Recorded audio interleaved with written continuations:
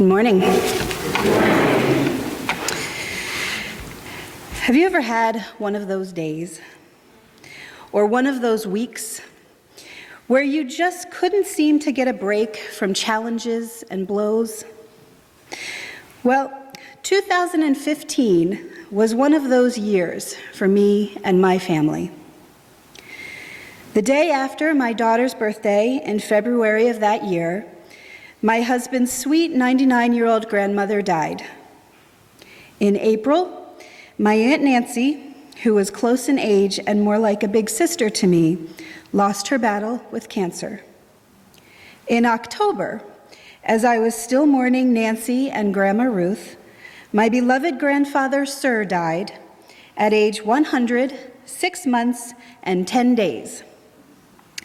As a dear friend said when given the news, it was his time, but very out of character. In between those punches were smaller jabs.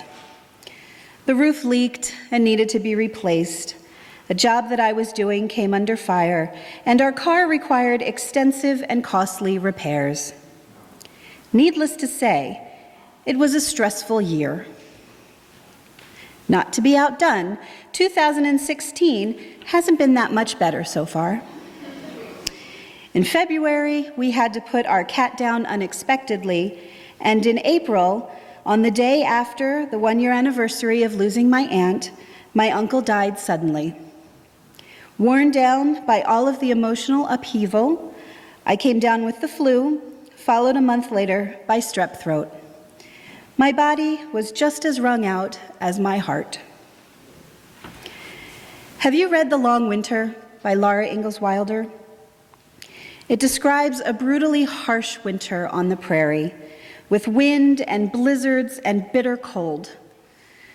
The pioneer family faces challenges they feel unprepared for and nearly starve, and yet, spoiler alert, they make it through. When spring finally comes to the prairie, Wilder writes, as they sang, the fear and the suffering of the long winter seemed to rise like a dark cloud and float away on the music. Spring had come. The sun was shining warm, the winds were soft, and the green grass growing. Somehow, spring always comes, doesn't it? Bringing with it color and light and promise and warmth. Especially today, warmth. I've come to appreciate spring more now, and to anticipate it more too. I've also come to appreciate the color and light and promise and warmth inside me, inside you, inside all of us. I'm a bit ashamed to say that it took going through many blizzards to get here. Sometimes it seems like winter is eternal and spring will never arrive, that the trees will stay bare and the ground hard with frost. Sometimes life's blizzards seem endless and the promise of easier days too far out of reach. It's not surprising to me that some people turn to self-destructive ways of coping, not feeling the light inside them, shining their way through the storm. I feel very grateful that I had my faith to turn to during my own long winter. To the chalice that reminds me of our inner light, to the songs that raise up love and togetherness, to the community right here in this church that so unconditionally puts its collective arms around anyone in need. Because to me, Unitarian Universalism is a faith of hope.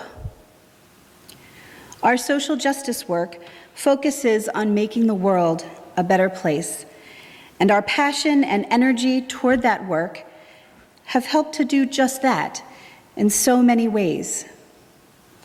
UUs around the globe are making a difference, with many attending protests and rallies, sporting our flame-hued Standing on the Side of Love t-shirts. We don't just say we want things to be better. for people, we go out and make it happen, and it is a driving force of our faith tradition. This work is the embodiment of hope. The chalice, which is the symbol of our Unitarian Universalist faith, had its beginnings in hope. It's a fascinating history that is much more recent than I expected it to be. For those of you who don't know, the flaming chalice became the UU symbol after World War II. It was created during the war as a way to let people in Europe fleeing the Nazis know that they were at a safe house and would find people who would help them. Unitarian Universalist minister Charles Joy, who worked on the UU Service Committee in Lisbon, Portugal, asked a Czechoslovakian man named Hans Deutsch to create a symbol that would help people who didn't read or speak the same languages understand they had come to a safe place. Deutsch borrowed an old symbol of strength and freedom from Czechoslovakia, a chalice, or cup, with a flame in it. The cup was chosen because it represented giving a healing drink to others, and the flame because it represented a spirit of helpfulness and strength. Over time, after the war, the chalice was adopted as the official Unitarian Universalist symbol, and worship services are opened and closed with it. The flame shines as a message of hope, of reverence and sanctuary, of community. And it also reminds us of that spark that each of us has inside, our own inner chalice. Our worship services and celebrations give hope and warmth and comfort to so many. One service that has become very meaningful to me is our jazz funeral on the first Sunday in January, which gives us the opportunity to bury the sorrows and frustrations, bad habits and disappointments of the old year to create space for what the new year will bring. Instead of making resolutions that will break in February, we open ourselves up to transition and clearing out of what no longer provides value in our lives. Diwali has come to be one of my favorite holidays here, with the diyas lighting the cold night, and the incredible generosity of Andrea Durham and her family as they celebrate their traditions with us. And I have such a great appreciation and love for the Day of the Dead, where we celebrate those who came before us and ensure that they will never be forgotten while rekindling their flames in our hearts. Our themes of the month have inspired me to think about how they connect with the various legacies my own loved ones have left me. March's story theme was a favorite, as I retold my favorite stories of Aunt Nancy and my grandfather Sir, and remembered Carl's grandmother, who was a master storyteller, and whose stories are now family treasure, connecting us to a long time ago, and family members we'd only met through her words. Even committee work brings hope. You may laugh, but it's true. Yes, there's another meeting that is taking you away from your family or friends, or getting things done at home or work. But you know what else working on a committee brings? Community. It brings people together for a common goal, and that, my friends, is invaluable. While you're conducting church business, you're also getting to know others, getting to be in communion with them, and working towards something that is bigger than your individual selves. Knowing that I am needed to pull my weight, to be there, to lend a hand for something outside of my troubles, gives me purpose and keeps me going. Everyone else on the team might have hearts just as heavy as mine, and being there helps lighten my load a bit, even though we might not talk about our burdens. I know they're there for me, and I'm there for them, and in that time, that's all that matters. Our USG community takes caring for each other very seriously, and if that isn't a light in the darkness, I don't know what is. There have been times where I've responded to a request to provide a meal to an ailing community member, only to be told that the schedule filled up so quickly I was on a backup list. What an amazing thing!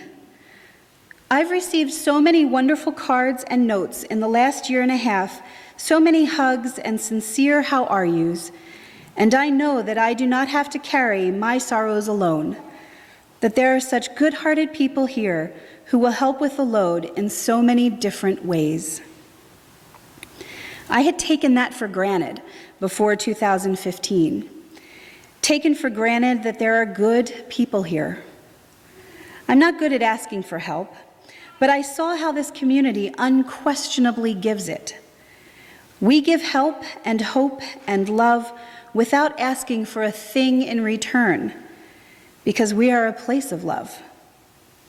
We don't give because we want brownie points with a higher power, because we each identify and define that power differently, and we accept that in each other. We give because we love. We give because we want to shine our light to help others. No strings attached. What freedom! What unconditional love! I needed to go through my own grief journey to truly appreciate what that means. At my grandfather's funeral, which was held in his Methodist church, there was reassurance by the minister that he was in a happy place, in an honored place. Many attendees that day expressed condolences in a similar way to bring us comfort. And the thought of my loved ones in a paradise waiting for me to join them one day is a comfort, but not one that I have sustained as absolute truth. I don't believe that there is a physical place that we go when we die. I want to believe, because I would love to be reunited with my loved ones, but it's a huge stretch for me. Maybe one day I'll be proven wrong. Since I don't believe in a physical heaven, where is the comfort? Well, what I do believe is that love is energy.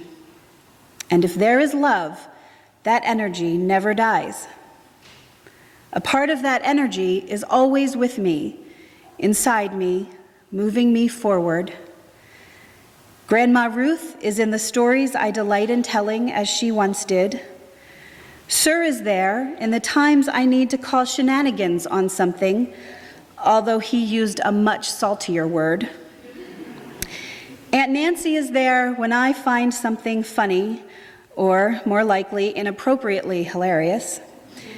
And it's her voice I hear when helping my daughter navigate the social world of fourth grade girls. My Uncle Mark, who died a month ago, taught me the most profound lesson by donating his organs, giving hope to so many people and their families. And there are so many other loved ones, all inside, always there, in my heart and in my head, and that, to me, is heaven. There's enough magic in those moments to make me pause and reconsider my beliefs, but then the moment passes, and I realize I'm in the same place I was. Or maybe I'm not. That's another thing about grief. It changes us. I'm not the same person I was in 2014, and although I can't put my finger on exactly what has changed, I know this in my heart to be true. As I go along my path, I'll discover those ways in which I'm different, and I'm hopeful that my inner chalice will continue to light my way. One thing that I know has grown is my gratitude for those still in my physical life. And honestly, I consider myself lucky that I've been so touched and altered by these losses, because that means I've had some great big giant love in my life. And I'm aware that many people aren't as fortunate. As rough as these years have been, I'm lucky. I'm lucky to have heard Grandma Ruth's stories and felt the unconditional love of my aunt, and to have been Sir's favorite broad, as he so often put it. My sister thinks she is, but I am. My life is so enriched by these blessings. Do you know that saying, better to have loved and lost than never to have loved at all? I'm feeling that keenly lately, and while my heart may be bruised, it's also grateful. That little light keeps shining. Back when 2015 was still a new year and full of promise, I had the opportunity to attend a grief seminar. Anticipating that it could be a rough year, the control freak in me jumped at this chance. I imagined I would learn how to control grief and move through the process so I could get on with my life. In retrospect, that sounds cold and more than a little naive, because the biggest lesson I took away from that amazing seminar is that, you guessed it, you can't control grief. The best you can do is ride the grief wave when it hits and hold on for dear life. I'm trying to do just that. Some waves are bigger and fiercer than others. Some are barely blips in the day, but leave a lingering sadness that requires a little attention. And through all of those waves, the flame of that chalice is steadily glowing, lighting my way to shore. Blessings be, friends.